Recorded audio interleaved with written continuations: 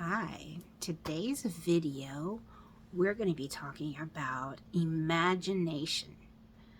You ever draw on paper and you drew things that you wanted to draw about, like trees and mountains? Sometimes you want to draw about dinosaurs or different types of stuff. Your imagination, right?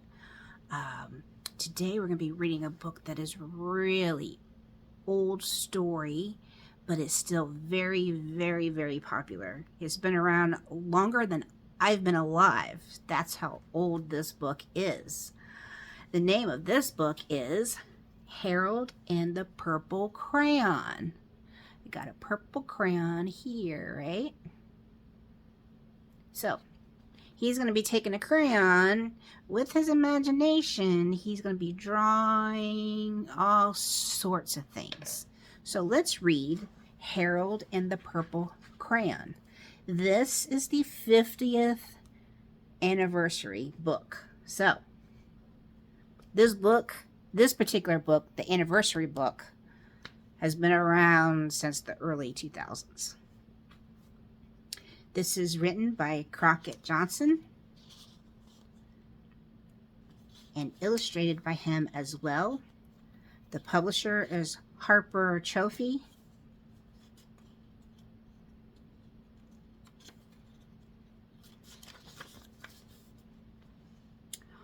One evening, after thinking it over for some time, Harold decided to go for a walk in the moonlight.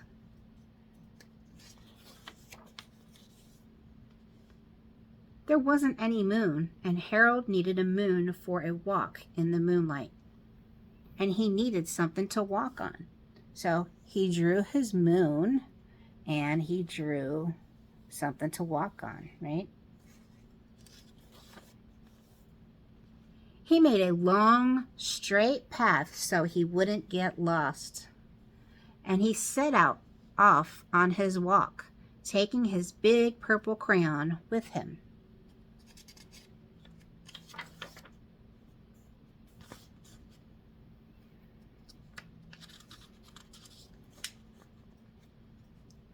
But he didn't seem to be getting anywhere on the long, straight path.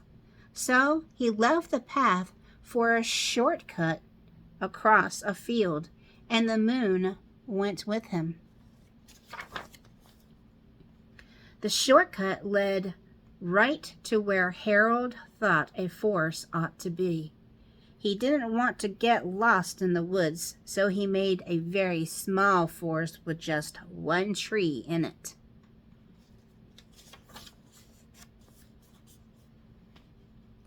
It turned out to be an apple tree. The apples would be very tasty, Harold thought, when they got red, right? Some apples get really red. That's when you know they're ready. Some apples are yellow, some apples are green. You just have to know which ones are which. So he put a frightening dragon under the tree to guard the apples. It was a terribly frightening dragon. It was like, right? It even frightened Harold. He backed away. His hand holding the purple crayon shook. Suddenly, he realized what was happening. What does this start to look like? Starting to look like water, right? But by then, Harold was over his head in an ocean. Uh-oh, he's going underwater. He came up thinking fast, and in no time, he was climbing aboard a trim little boat. Smart thinking of Harold, huh? He quickly set sail. So he drew a sail, and the moon sailed along with him.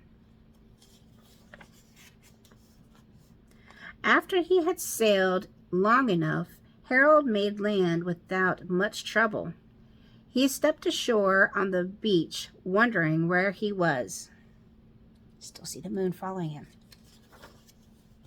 The sandy beach reminded Harold of picnics, and he thought of picnics made him hungry.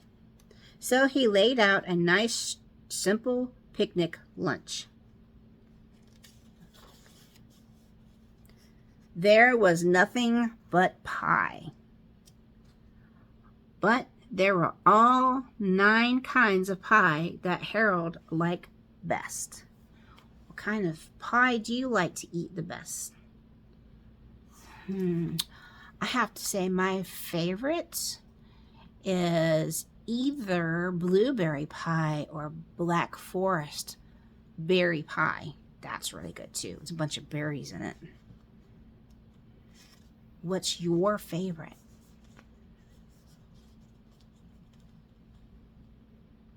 When Harold finished his picnic, there was quite a lot left.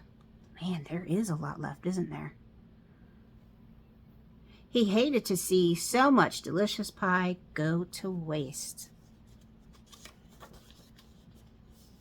So, Harold left a very hungry moose and deserving porcupine to finish it. Well, that was nice. He's sharing. And off he went looking for a hill to climb to see where he was. I think the moon's still following him.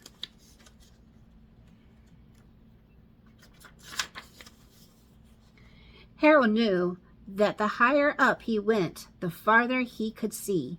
So he decided to make the hill into a mountain. That means you've got a little hill, and then you've got a mountain that's drawn really big, and then a little hill and a mountain.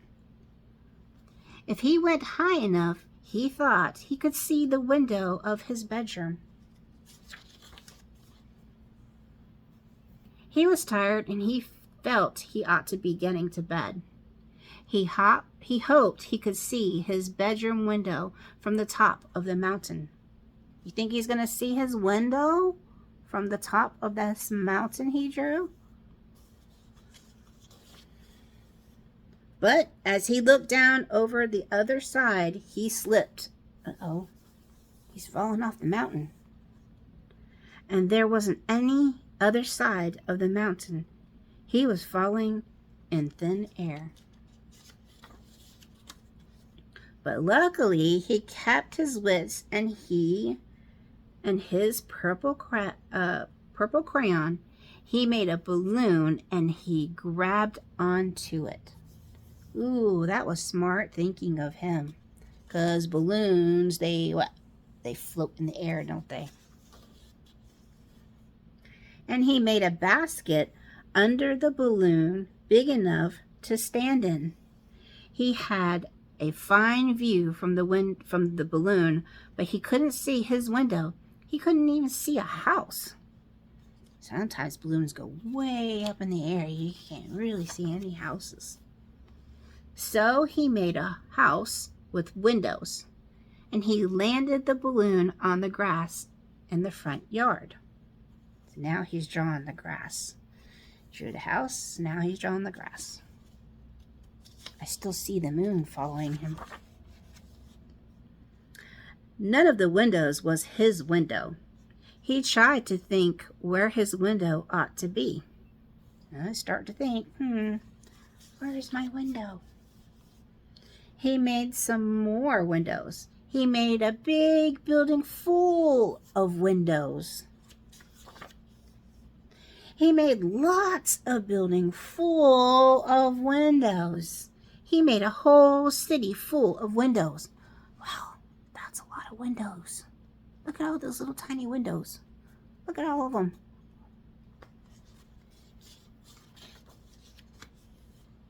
But none of the windows was his window.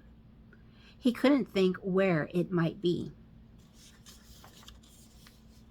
He decided to ask a policeman. He's starting to draw out a policeman here.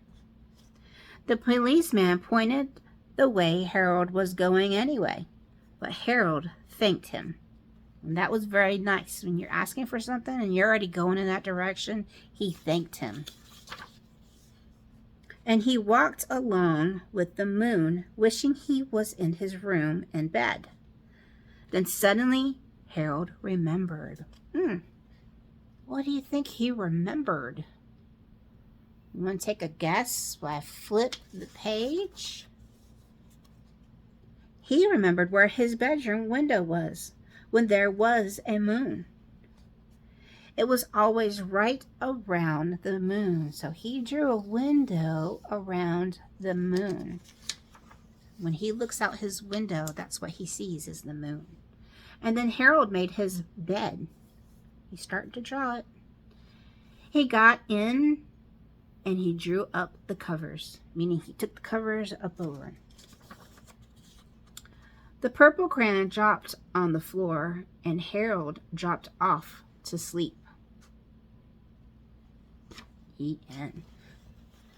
Harold seems to be a very good drawer, and he's also a good thinker. He has good imagination. So he's drew a tree, like a forest. He drew a tree, which ended up being, do you remember what kind of tree? An apple tree. And he drew a balloon, mountains, and a house, and drew a big city, remember, in this book. So again, this has been around for a very long time. And this book is an AR book. It is a 3.0 AR book. It is worth 0.5 points. So again, read this book 3 times. Have somebody ask you questions about this book before taking the test, because you want to make sure you get all the questions correctly. Otherwise, you lose out on points. So, go purchase this book. Go to the library, check it out.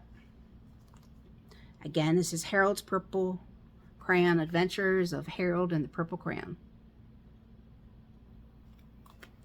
Okay, those of you who haven't done so, please subscribe to my YouTube channel. Please make sure you share my channel, my videos with other parents, other grandkids, other grandmothers, grandfathers, teachers, anybody who has kids around them at any point in time. Go ahead and share this YouTube channel. I'll try to make at least 2 videos a week of different books. And it's saying that if you would like for me to read a certain book, your child wants me to read a book, please comment below. Or you can go to the Facebook page that is for this channel called Lola's Enchanted Bookshelf as well. There you can message me. There you can find out other information. A lot of times there's things that I hand make that relate to the books. And that's also in the links below of my business page. And then you have my 2 Facebook pages as well. In Facebook. There again, you can ask me any questions. However, if you get a book, I cannot read at this time. I cannot read Penguin Random House books.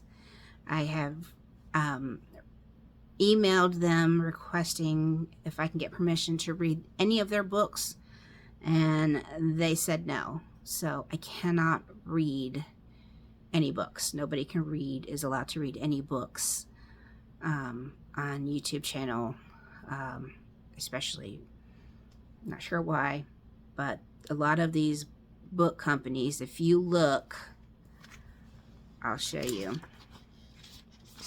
If you look, a lot of times where you see the publisher's page, if you read the fine print, a lot of times it'll ask you to write a request to read these books. I wrote a request to read these books for different companies, and so far only Penguin House has gotten back with me as far as an answer, and they said no. So choose other books. There are other books for me to read, tons of other books for me to read. However, you all have a good evening. Good night.